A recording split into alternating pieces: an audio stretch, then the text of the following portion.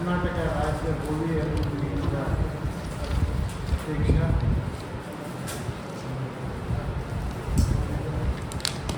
ಯಾದಗಿರಿ ಜಿಲ್ಲಾ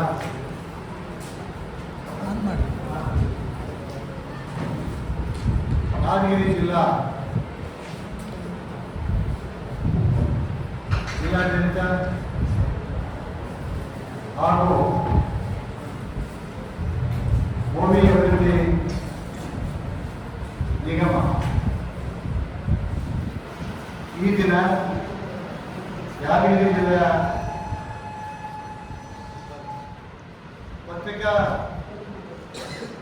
ಮಾಧ್ಯಮದ ಸ್ನೇಹಿತರಿಗೆ ನಾನು ವಾರ್ತಾ ಮತ್ತು ಪ್ರಚಾರ ಇಲಾಖೆಯಿಂದ ಆಹ್ವಾನವನ್ನು ಮಾಡಿದೆ.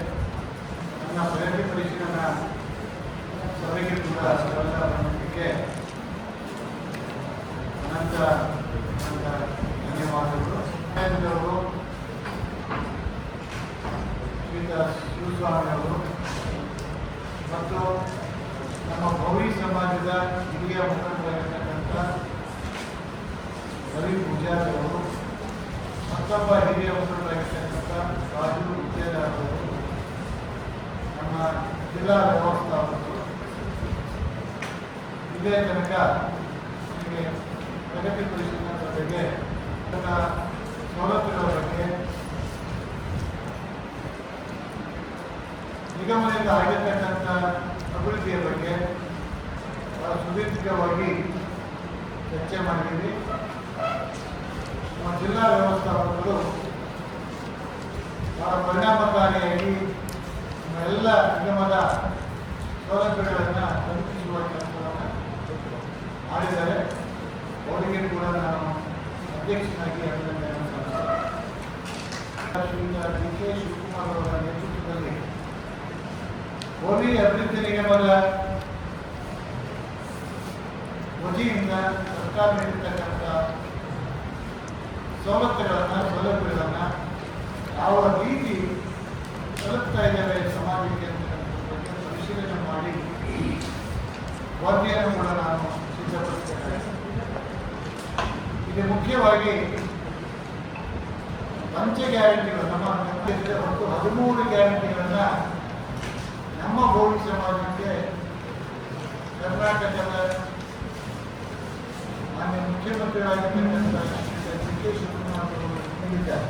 15ನೇ ಜಿಲ್ಲೆಯ ಪ್ರವಾಸ, ಪ್ರತಿ ಜಿಲ್ಲೆಯಲ್ಲೂ ಕೂಡ ಬಹಳ ಕೂಲಂಕುಷವಾಗಿ ಪರಿಶೀಲನೆ ಮಾಡುವುದರ ಜೊತೆಗೆ ಅಧಿಕಾರದ ಜೊತೆಗೆ ಮತ್ತು ನಮ್ಮ ಸಮಾಜದ ಬಂಧುಗಳ ಸಮಸ್ಯೆಗಳನ್ನು ಕೂಡ ಮುಖಾಮುಖಿ ನೇರವಾಗಿ ಚರ್ಚೆ ಮಾಡತಕ್ಕಂಥದ್ದು, ಅದರ ನಂತರ ತಮ್ಮನ್ನ ಮಾಧ್ಯಮ ಮಿತ್ರರನ್ನ ಭೇಟಿ ಮಾಡತಕ್ಕಂಥದ್ದು, ಅದಾದ ಮೇಲೆ ಯಾವುದಾದ್ರೂ ಭೂಮಿ ಕಾಲುವೆಗೆ ಭೇಟಿ ನೀಡತಕ್ಕಂಥ ಒಂದು ಕೆಲಸವನ್ನು ಕೂಡ ಪ್ರತಿ ಜಿಲ್ಲೆಯಲ್ಲೂ ಕೂಡ ನಾವು ಮಾಡ್ಕೊಂಡು ಬರ್ತಾ ಇದ್ದೀವಿ. ಈ ಮಣ್ಣಿಗೆ ಸಂಬಂಧಪಟ್ಟಂತೆ ಸರ್ಕಾರದ ವತಿಯಿಂದ 3FL ಅರ್ಜಿಗಳು ಹಾಕೊಂಡು NDAವರೆಗೂ ಆ ಗಣಿ ಕೆಲಸ ಮಾಡಲಿಕ್ಕೆ ಅವಕಾಶ ಕಾನೂನು. ಆ ಗಣಿ ಕಷ್ಟ ಮಾಡುವಾಗ ಅವರು ಯಾವುದೇ ಯಂತ್ರಗಳನ್ನು ಬಳಸುವಂತಿಲ್ಲ. ಯಂತ್ರೋಪಕರಣವನ್ನು ಹೊರತುಪಡಿಸಿ ಕೈಕಸಬು ಮಾಡತಕ್ಕಂಥವರಿಗೆ ಅರಣ್ಯ ಇಲಾಖೆಯವರಾಗಿರ್ಬೋದು, ಪೊಲೀಸ್ ಇಲಾಖೆಯವರಾಗಿರ್ಬೋದು, ಗಣಿ ಮತ್ತು ಭೂ ವಿಜ್ಞಾನ ಇಲಾಖೆಯವರಾಗಿರ್ಬೋದು, ಯಾವುದೇ ತೊಂದರೆ ಪ್ರಭಾವ ಅಂತಕ್ಕಂಥದ್ದು ಕೂಡ ಕಾನೂನಿಗೆ ಅವಕಾಶ ಇದೆ. ಹಾಗಾಗಿ ನಾನು ಮುಕ್ತವಾಗಿ ಸಂಬಂಧಪಟ್ಟ ಅಧಿಕಾರಿಗಳಿಗೆ ಚರ್ಚೆ ಮಾಡಿ ನಾನು ಅವರಿಗೆ ಮನವಿಯನ್ನು ಕೂಡ ಮಾಡಿದ್ದೇನೆ. ನಮ್ಮ ಮಕ್ಕಳಿಗೆ ಸಹಾಯ ಮಾಡಿ, ಮಾನವೀಯತೆಯನ್ನು ಮೆರೆದಿ, ಅವರ ಜೀವನಕ್ಕೆ ಸಹಕಾರಿಯಾಗಿ ಇವೆಲ್ಲವೂ ಅವರ ಜೊತೆಗೆ ನಮ್ಮ ಜಾತಿ ಸರ್ಟಿಫಿಕೇಟ್ ಕೂಡ ಸ್ವಲ್ಪ ಯೋಗ್ಯವಾಗ್ತದೆ ಮಾಹಿತಿ ಬಂದಿದೆ. ಅದಕ್ಕೆ ಜಿಲ್ಲಾಧಿಕಾರಿಗೆ ಈಗಲೇ ನಾನು ಅವರಿಗೆ ಸಲಹೆಯನ್ನು ಕೂಡ ಕೊಟ್ಟಿದ್ದೇನೆ.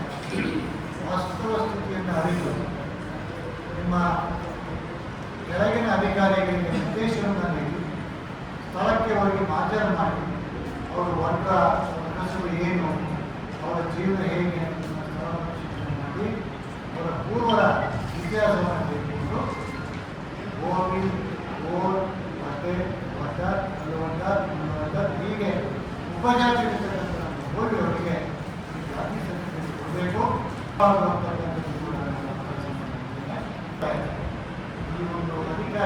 ಬೀದಿ ಬ್ಯಾಂಕ್ನವರಿಗೆ ಗೊತ್ತಿದೆ. ಸರ್ಕಾರದ ಆದೇಶವೂ ಕೂಡ ಇದೆ. ಆದೇಶವನ್ನು ಇಟ್ಕೊಂಡು ನೀವು ಯಾವುದೇ ಕಾರಣಕ್ಕೂ ಸರ್ಕಾರದ ವತಿಯಿಂದ